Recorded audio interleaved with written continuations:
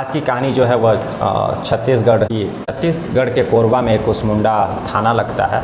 यह कहानी उसी थाना अंतर्गत क्षेत्र की है। दरअसल बात मार्च 2023 की है, जब छत्तीसगढ़ में जो आला अधिकारियों के प्रशासन की तरफ से सारे पुलिस स्टेशनों को यह निर्देश दिया गया कि पुरानी फाइलें, ज़्यादातर जो गुमशुदा केस हैं, कहीं गुम हो गए हैं या फिर जिनका कुछ जानकारी नहीं मिल पाया है, ऐसे जितने भी लंबित केसें हैं उन सारे केसों को खोला जाए एक बार और फिर से उसका नए तरीके से इन्वेस्टिगेशन किया जाए। तो सभी थानों से एसपी साहब के पास फाइलें पहुंचती है और उसमें एक फ़ाइल कोरबा क्षेत्र के कुसमुंडा थाना का एक फ़ाइल जो है एसपी साहब के सामने से गुजरता है। सारे आला अधिकारी रहते हैं और एक एक फाइल को वे लोग देखते क्या कि किस कारण से पेंडिंग पड़ा है और इसमें आगे अब क्या किया जा सकता है, क्या पॉइंट को बना करके फिर से इन्वेस्टिगेशन किया जाए ताकि जो गुमशुदा व्यक्ति हैं या फिर जो अपराधी हैं उनको पकड़ा जा सके और जो गुमशुदा उनको खोजा जा सके। तो एसपी साहब के सामने कुसमुंडा थाना का एक फ़ाइल आता है। यह फ़ाइल था सलमा सुल्ताना का। 21 अक्टूबर 2018 का केस था, लगभग 5 साल पहले की बात थी और उतने दिनों से जो सलमा सुल्ताना थी वह गुमशुदा थी और केस में कोई भी प्रोग्रेस नहीं हुआ था।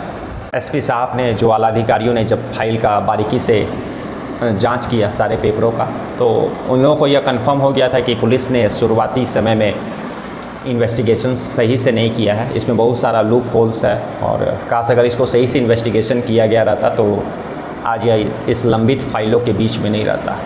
एसपी साहब ने जो है कुसमुंडा थाना के जो वहाँ के जो एसोसिएट हैं उनको आदेश दिया कि इस केस को खोला जाए और फिर से इसका इन्वेस्टिगेशन किया जाए। दरअसल यह केस जो है सलमा सुल्ताना का था, जो एक टीवी एंकर थी, न्यूज़ एंकर थी और न्यूज़ एंकरिंग का काम करती थी और अक्सर वह घर से कुछ दिनों के लिए बाहर रहा करती थी। तो घर वाले भी कोई उतना खोज खबर नहीं लिया करते थे क्योंकि वे जानते थे कि वह प्रेस में काम करती है, हो सकता है कहीं रिपोर्टिंग वगैरह के लिए आउट ऑफ सिटी गई होगी। तो वह हफ्तों भर घर से बाहर ही रहती थी कभी कभी। इसलिए शुरुआत में जब वह घर नहीं आई, जब वह गुम हो गई, तो घर वालों ने भी उतना सीरियस नहीं लिया। वे सोचे कि आ जाएगी। ऐसे ही समय बीतता गया, 2019 आ गया। 20 जनवरी 2019 को सलमा सुल्ताना के जो पिता थे उसका मृत्यु हो जाता है और मृत्यु के समय भी जो है सलमा सुल्ताना अपने घर नहीं पहुंचती है, या जबकि मरने का खबर सारे रिश्तेदारों, गाँव और चारों तरफ फैलाई जाती है, लेकिन सलमा सुल्ताना जो है वह अपने पिता के इंतकाल के समय उपस्थित नहीं होती है। उसके बाद जो है सलमा सुल्ताना के घर वालों को और जो उनके रिश्तेदार रहते हैं उन लोगों को कुछ शक होता है। वे लोग भी सोचे कि अगर सलमा सुल्ताना अगर वह होती तो उसको ज़रूर वो अपने पिता के इंतकाल के समय, पिता का देहांत के समय उपस्थित होती। तो उन लोगों को भी कुछ अनहोनी का शक होता है, इसलिए वे लोग जा कर के जो कोरबा का कुसमुंडा थाना है जिसके अंतर्गत यह क्षेत्र आता है, उसमें जा कर के वह लोग सलमा सुल्ताना का गुमशुदगी का रिपोर्ट दर्ज कराते हैं। दर्ज कराने के बाद जो है पुलिस भी, जब शुरू में वही पुलिस का जो रवैया रहता है टाल मटोल और सुस्ती का, पुलिस ने भी केस को सीरियस नहीं लिया। वे भी लोग भी यही सोचे कि लड़की बालिग है, हो सकता है अपने मन से कहीं चल गई होगी। तो ऐसे ही जो है केस 5 साल तक बंद फाइलों में, अनसॉल्व केसों में दबे रह जाता है। लेकिन जब मार्च 2023 में जब आला अधिकारियों की तरफ से छत्तीसगढ़ के सारे पुलिस स्टेशनों को आदेश दिया गया कि इस तरह के जो 5-10 साल के जो भीतर के जो केस है जो लंबित हैं, गुमशुदगी खास करके जिसमें लापता हैं लोग, उस तरह का जो केसेस, उस तरह के केसों को फिर से खोला जाए। इस ऑपरेशन को ऑपरेशन मुस्कान नाम दिया गया।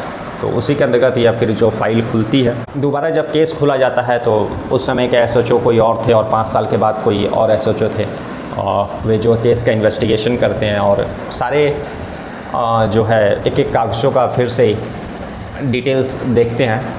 तो तभी उनको एक पेपर उसमें दिखाई देता है कि सलमा सुल्ताना ने अपने गुम होने के पहले लोन लिया था, यूनियन बैंक ऑफ इंडिया की तरफ से उसने एक लोन लिया था। और पुलिस उस लोन के बारे में जब घर वालों से पूछती है तो वे लोग भी आश्चर्य हो जाते हैं कि हम लोगों को कुछ ऐसा जानकारी नहीं है। और पुलिस जो है और भी सलमा सुल्ताना के बारे में जो जानकारी लेने का कोशिश करती है उनके रिश्तेदारों से, लेकिन कुछ खास जानकारी नहीं मिलती। पुलिस अब यूनियन बैंक ऑफ इंडिया जिस ब्रांच से यह लोन लिया गया था वहाँ पहुँचती है और इस लोन का सारा डिटेल्स प्राप्त करती है। जब बैंक के मैनेजर ने यह बताया कि यह लोन सलमा सुल्ताना के नाम से लिया गया था और लोन जो है सलमा सुल्ताना के नाम से लिया गया था, लेकिन आज भी उसका EMI जो है किसी जिम की तरफ से उसका EMI आज भी भरा जा रहा है। पुलिस आश्चर्य हो जाती है। घर वालों से तो पहले ही पूछताछ कर ली थी और घर वालों ने पहले ही मना कर दिया था कि उन लोगों को कुछ ऐसा जानकारी नहीं है। सगे संबंधी से भी कुछ खास जानकारी मिली नहीं थी सलमा सुल्ताना के बारे में। अब पुलिस जो है उस जिम के एड्रेस निकलवाती है जिस जिम के तरफ से वह EMI भरा जा रहा था हर महीना। उस जिम पहुंचती है और उस जिम का जो इंस्ट्रक्टर जो मालिक रहता है, मधुर शाह जिसका नाम रहता है, उससे बात करने का कोशिश करती है, लेकिन उस समय वह जिम में था नहीं। पुलिस ये बोल करके आदेश दे करके आ जाती है कि उसको थाने भेज दीजिएगा, बातचीत करना है किसी केस के सिलसिले में। पुलिस आ जाती है वापस, लेकिन जो जिम का ऑनर मधुर साहू रहता है वह 2-3 दिन बीत जाने के बाद भी थाना में हाजिरी नहीं देता है। पुलिस को कुछ शक होता है। उसके बाद फिर पुलिस दोबारा उस जिम इंस्ट्रक्टर का घर जाती है, जहाँ पर जिम रहता है वहाँ पर जाती है उस जिम ऑनर से बात करने के लिए, लेकिन पुलिस को पता चलता है कि वह फरार हो गया है। पुलिस जो है उसका खोजबीन मधुर साहू का तेज़ कर देती है। उसके बाद कुछ दिनों के बाद जो है मधुर साहू पकड़ा, उससे जो है पूछताछ करती है। शुरुआत में तो मधुर साहू जो है पुलिस को इधर उधर उलझाने की कोशिश करता है, लेकिन बाद में वह सब सही बता देता है। इस बीच पुलिस जो है मधुर साहू का फ़ोन नंबर लेकर के और सलमा सुल्ताना का जो फ़ोन नंबर जिस समय वो गुम हुई थी उस समय का फ़ोन नंबर उसके केस इन्वेस्टिगेशन पेपर में था, उन दोनों का मोबाइल नंबर का CDR रिपोर्ट निकालती है 5 साल पहले का। और CDR रिपोर्ट जो 5 साल पहले का आता है तो यह बात एकदम क्लियर हो जाता है कि दोनों के बीच काफ़ी लंबे बातें हुआ करती थी और जो है इन दोनों नंबरों के बीच कनेक्शन था। इसके बाद जो है पुलिस मधुर साहू से काफ़ी कड़ाई से बात करती है। तब मधुर साहू ने सारा राज खोलता है कि वह सलमा सुल्ताना जो है न्यूज़ एंकर थी, वो अपने आप को फिट रखती थी, इसलिए वह उसके जिम में आया करती थी। और धीरे धीरे सलमा सुल्ताना जो है और मधुर साहू के बीच प्यार हो गया। सलमा सुल्ताना जो है मधुर साहू से ही शादी करना चाहती थी, लेकिन इसी बीच सलमा सुल्ताना को जो है मधुर साहू के चरित्र के बारे में पता चला कि उसका और भी बहुत सारे औरतों से रिलेशन है, जिसको लेकर के सलमा सुल्ताना और मधुर साहू के बीच काफ़ी झगड़ा हुआ। शुरू से ही मधुर साहू जो है सलमा सुल्ताना से शादी नहीं करना चाहता था, बस उसका यौन शोषण करना चाहता था। लेकिन सलमा सुल्ताना जो थी वह मधुर साहू से सच्चा प्यार करती थी और उसी से शादी करना चाहती थी।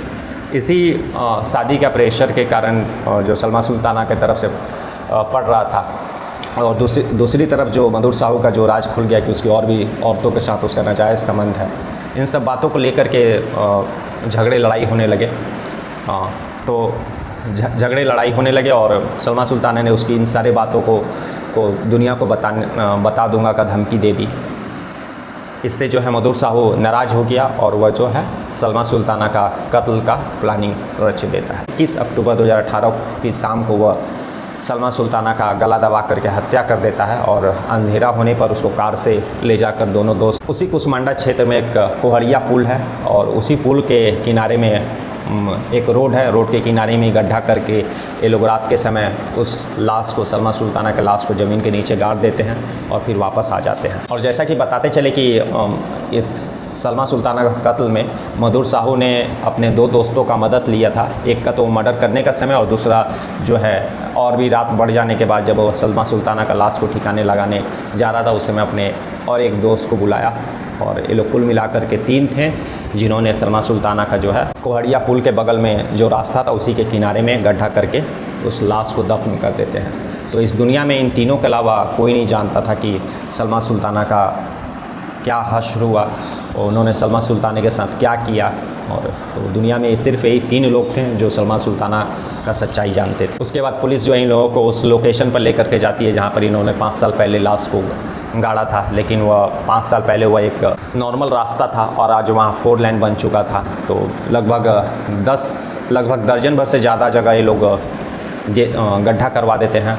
पुलिस ने JCB को भी बुलाया था और लगभग दर्जन भर से ज़्यादा जगह गड्ढा करवाने के बाद भी लाश जो है पुलिस जब्त नहीं कर पाती है, उस लाश को खोज नहीं पाती है। और अब 5 साल पहले उस जिस जगह पर लाश का दफन हुआ था वह जगह का सिचुएशन अलग था और आज जो है उसका सिचुएशन अलग है। तो अब पता नहीं ये लोग तीनों हो सकता है चलहाँक भी बन रहे हैं, क्योंकि ये लोग जान भी रहे हैं कि अगर लाश नहीं मिलेगी तो पुलिस इन लोगों का कुछ ज़्यादा बिगाड़ नहीं पाएगी। तो कुल लेकर के पुलिस ने लगभग दर्जन भर से ज़्यादा जगह गड्ढा खोद दिया जेसीबी का मदद लेकर के, लेकिन लाश को बरामद नहीं कर पाई। और नेशनल हाईवे जो 4 लेन है हर जगह नहीं खोदा जा सकता है, क्योंकि काफ़ी ट्रैफिक रहता है। अगर हर जगह खोदा जाएगा तो सारा ट्रैफिक जाम हो जाएगा। लेकिन पुलिस ने कोर्ट में ये अर्जी भी दायर कर दी है कि अभी वे लोग छोटा गड्ढा खोद करके कोशिश कर रहे हैं लाश बरामद करने का, लेकिन अगर वह लाश अगर नहीं मिलता है तो नेशनल हाईवे पर मतलब गड्ढा खोदना ही पड़ेगा। तो इसको लेकर के वे लोग कोर्ट में अर्जी दी है। कोर्ट से क्या इजाज़त आता है वह तो अभी अपडेट नहीं है, लेकिन फ़िलहाल यही है कि पुलिस टेक्नोलॉजी का मदद लेकर के लाश को बरामद करने का कोशिश कर रही है। पुलिस ने थर्मल इमेजेस और सैटेलाइट इमेजों के मदद से ज़मीन के नीचे उस तरह का अगर नरकंकाल है तो बहुत सारे ऐसे इक्विपमेंट है जो बता देते हैं।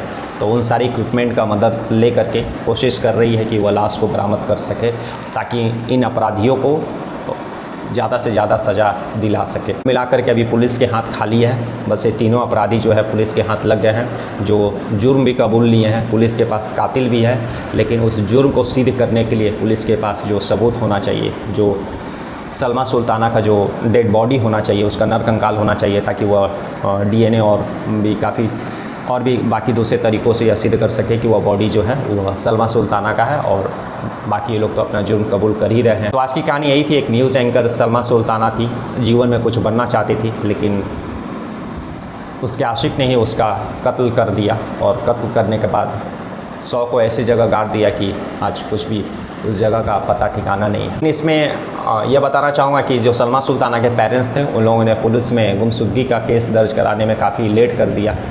वे लोग शुरू में इस केस को मतलब सलमा सुल्ताना के जो गुमशुदगी को सीरियस नहीं लिए। अगर वे लोग सीरियस लिए रहते तो शायद सलमा सुल्ताना के जो कातिल हैं उनको आज सज़ा दिलाने में पुलिस को आसानी होती और आज वो सलाखों के पीछे होते।